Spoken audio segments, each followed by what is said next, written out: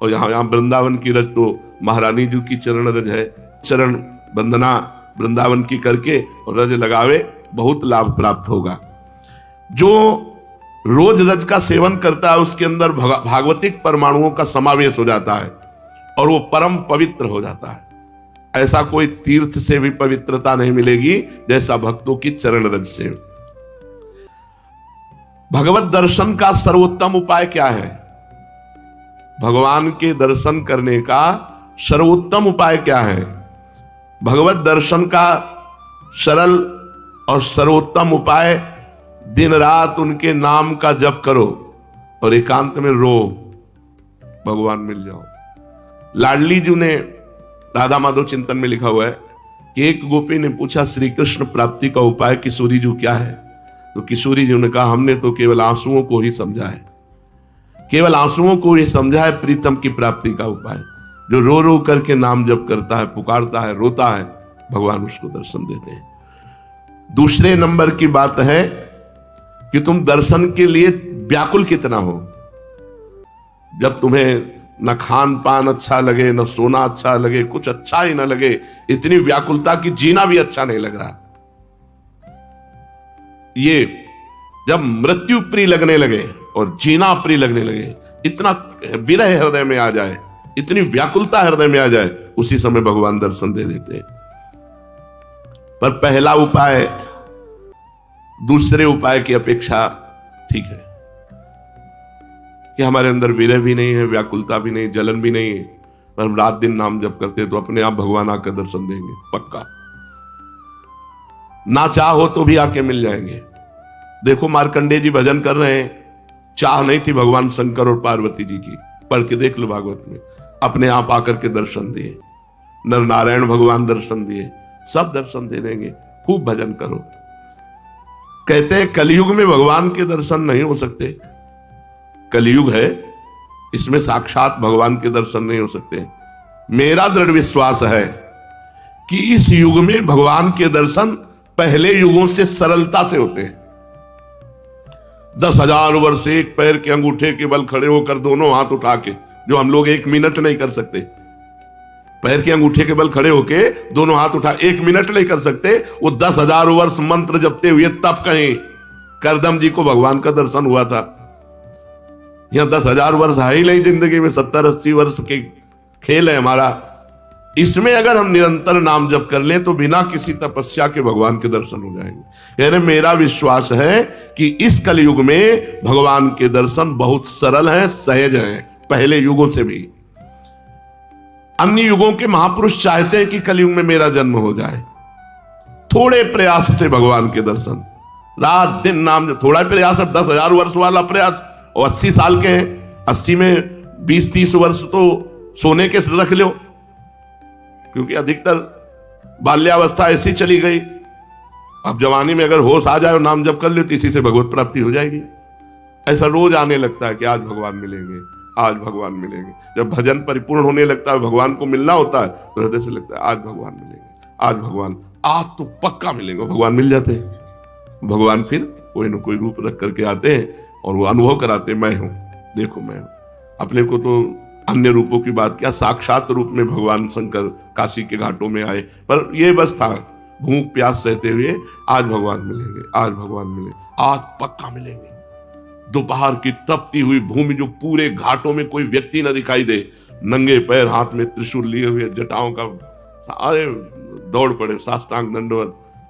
अब उस आनंद का क्या वर्णन, बस उन्होंने भी 1 अंगुली उठाई थी, बस हमने सत्संग में पीछे भी बताया, 1 अंगुली उठाई थी, बोले कुछ नहीं थे। वो एक है, बस एक है, अनेक कोई नहीं, अन्य कोई नहीं। जो किसी की निंदा करता है वो अभी अज्ञानी है, अन्य की निंदा नहीं। यहां तो पापी की भी निंदा नहीं की गई है। मेरा दृढ़ विश्वास है कलयुग में थोड़े ही भजन से भगवान का साक्षात्कार हो जाता है, क्योंकि अल्पायु है हम लोगों की। भगवान के दर्शन कैसे होते हैं, कैसे कैसे कैसे भगवान के दर्शन होते हैं?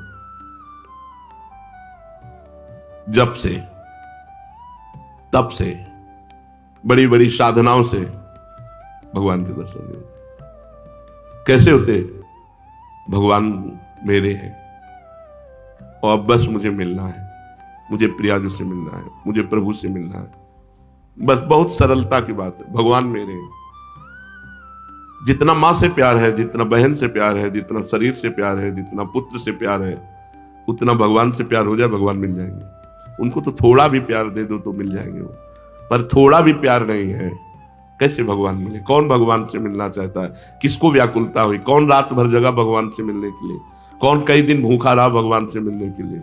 ये बातें हैं। प्रभु के सिवा मेरा कोई नहीं, मेरे तो गिरधर गोपाल, दूसरों न कोई, हृदय व्याकुल है प्रभु के मिलने। वो इतनी तक तो पहुंचना ही नहीं पड़ता, इसके पहले ही वो हृदय और मानस में छाने लगते हैं, फिर साक्षात्कार तो अपने आप हो जाता। इतना नहीं पहुंचना पड़ता, मारो नहीं, सहज सरल आनंद, व्याकुलता आनंद भरी, और उतने में आप थोड़ा करके देखो आपकी भावना में आते हैं कि नहीं प्रभु। अभी देखो आप जितना भजन करते हो उतनी भावना में आते हैं कि नहीं, देखो आप तो वैसे आपकी भावना के सामने है, और जब गाढ़ भावना हो जाएगी तो ही आपसे बात करने लगेंगे। वो है, कोई कण ऐसा नहीं जाना हो, तो जब आप भावना कर रहे हैं तो आपकी भावना में जो झांकी आई वो आए हैं प्रभु, वो केवल कोरी भावना नहीं है। क्या साधना करते करते साधन के बल से भगवान मिल सकते हैं? नहीं। कि आप खूब साधना कर रहे हो, साधना का आपको बल है, उससे भगवान मिल जाएंगे? नहीं, उसका फल मिलेगा आपको, तप लोक, महालोक, जनलोक, ब्रह्मलोक और भी, लेकिन भगवान नहीं मिलेंगे। भगवान का मिलने का एक ही उपाय है कि वो कृपा कर दे, वो कृपा कर दे। कोई साधक चाहे कि अपने तपोबल से, अपने साधना के बल से भगवान को बांध के सामने खींच के लाए, ऐसा कोई तपस्वी नहीं पैदा हुआ, ऐसा कोई साधक नहीं पैदा हुआ। कितना भी साधन किया जाए, कितना भी योग किया जाए, परंतु भगवान के दर्शन सिर्फ भगवान की कृपा से होते हैं। वो देखकर द्रवित हो जाए कि बहुत तप कर रहा है, बहुत साधन कर रहा है, थक गया है, अब द्रवित होकर भगवान दर्शन दे रहे। लेकिन कोई अपने तपोबल से, कोई ये कि मैं साधना कर रहा हूं, भजन बल से भगवान को अधीन कर, ऐसा नहीं कर सकता। वो जब भजन करते हुए दैन्य भाव, तो भगवान द्रवित हो गए और वो दर्शन दे दिए। क्या जैसे हम दो मित्र मिलते हैं ऐसे भगवान से मिलकर वार्तालाप कर सकते हैं? हाँ, अवश्य। यदि आपके अंदर भगवान से प्रेम उदय हो चुका है तो भगवान आपसे दो मित्रों की तरह एकांत में मिलकर परस्पर वार्तालाप कर सकते हैं। बिल्कुल, इच्छा जगाओ, मिलने की इच्छा जगाओ। जब एकांत में भक्त और भगवान बातें कर रहे हैं तो दूसरा देख सकता है, दूसरा सुन सकता है? नहीं। मान लो यहीं बैठकर भगवान से बातचीत हो रही हो, तो जैसे नारायण स्वामी थे, अरे भाग तो भाग, कितना भागेगा, और कपड़ा समेट के पीछे भागते, तो लोग देखते कोई नहीं सामने, तो बाबा पागल हो गया है। कुसुम सरोवर तक दौड़ के आते, फिर लौटते, फिर मुखारबिंद तक दौड़ के जाते, फिर वहां। जब प्रेमी जनों ने पूछा तो बोले हमारी उसकी छुआछुई हो रही, वो देखो सामने दौड़ रहा है, मैं उससे पकड़ रहा हूं। लेकिन सबको लगता कि पागल हो गए हैं क्या, दौड़ रहे हैं। कहते भाग तो कितना भागेगा, आज मैं पकड़ के छोड़ूंगा, और सामने कोई है नहीं। तो लोग पागल ही तो समझते थे, तभी भक्त को एक पागल संज्ञा दे दी जाती है। श्री भगवान यदि भक्त से मिलकर बातचीत कर रहे हैं और भगवान चाह ले कि हमारे और भक्त के दर्शन करके हमारे और भक्त की बात सुन ले, तो वो सुन लेगा, अन्यथा समाज में भगवान मिलकर चले जाएंगे और वो नहीं जान पाएगा। भगवान कृपा कर दें कि इसको मेरे दर्शन हो जाए, मेरी भक्त की बातचीत सुनाई दे, तो वो सुनने में दूसरा सामर्थ्य नहीं है कि वो भगवान और भक्त की वार्ता को सुन सके या देख सके, जबकि प्रकट में होगी, पर वो सुन नहीं पाएगा, देख नहीं पाएगा। भगवान मिलने वाले हैं, कैसे पता चलेगा? उसके पूर्व की स्थिति क्या होती कि अब भगवान मिल जाएंगे, बस अब पक्का। भगवान के साक्षात्कार के पहले उसे स्वप्न में भगवान मिलेंगे, स्वप्न में भगवान का आना होगा।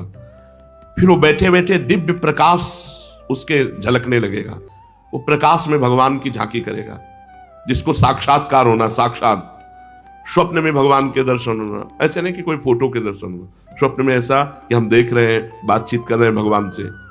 जागृत में बैठे बैठे दिव्य प्रकाश, उसी में भगवान दिखाई दे रहे हैं, वो भगवान से बातचीत कर रहा है। ये पहले स्थिति होगी, फिर साक्षात भगवान प्रकट होकर उसे दर्शन देंगे। प्रकाश के अगर दर्शन नहीं हुए तो भगवत दर्शन का भी अधिकारी नहीं। स्वप्न दर्शन के बाद भी दिव्य प्रकाश उसके नेत्रों के सामने छाया रहे, हर समय ललित त्रिभंगी मूर्ति सामने विराजमान है, भगवान की दिव्यता को सहन करने के लिए वो प्रकाश दर्शन आवश्यक है। इसलिए पहले भगवान प्रकाश दर्शन देते हैं। स्वप्न दर्शन ऐसे नहीं कि कोई चित्रपट के दर्शन किए या तीर्थ स्थान के दर्शन किए या कोई श्री विग्रह के आप मान लिए भगवत दर्शन, नहीं, साक्षात जैसा, जागृत जैसा स्वप्न में दर्शन। फिर जागृत अवस्था में प्रकाश, दिव्य तेजो पुंज में भगवान का भाव, क्योंकि भगवान के दर्शन की दिव्यता को सहने की सामर्थ्य आनी चाहिए, नहीं तो वो तेज सहन नहीं कर पाएगा। उसको ऐसा धक्का लगेगा कि एक साथ जैसे बड़ा पावर बिजली का करंट, तो मर जाएगा। ऐसे एक साथ धक्का लगेगा उसके हृदय में, झेल नहीं पाएगा। इसलिए पहले स्वप्न दर्शन, फिर भावना, फिर दिव्य प्रकाश, फिर साक्षात दर्शन। साक्षात दर्शन ऐसे भगवान के, ऐसे कोई जिसको समझाने के लिए बिजली का भारी करंट मार दिया जाए, झटके में वो बस ऐसे। भगवान अनंत सामर्थ्यशाली। कहते हैं तुम घर सजाओ भगवान आएंगे।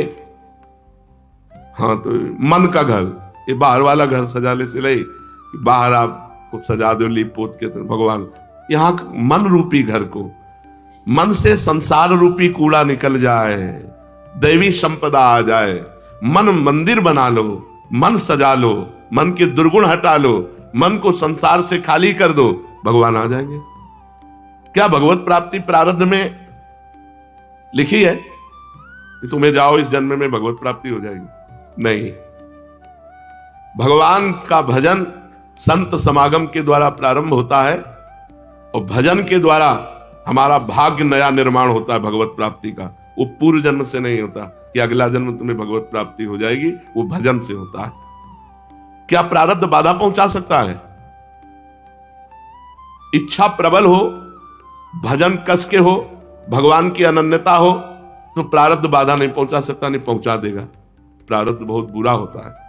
आपने भगवान शिव की उपासना की तो आपको पूरा कैलाश रूप में भगवान शिव परिकर सहित अनुभव कराएगा। राम जी की उपासना की, वही धाम साकेत बनकर अनुभव कराएगा। श्याम जी की उपासना की, वही धाम गोलोक बनकर अनुभव कराएगा। धाम एक है।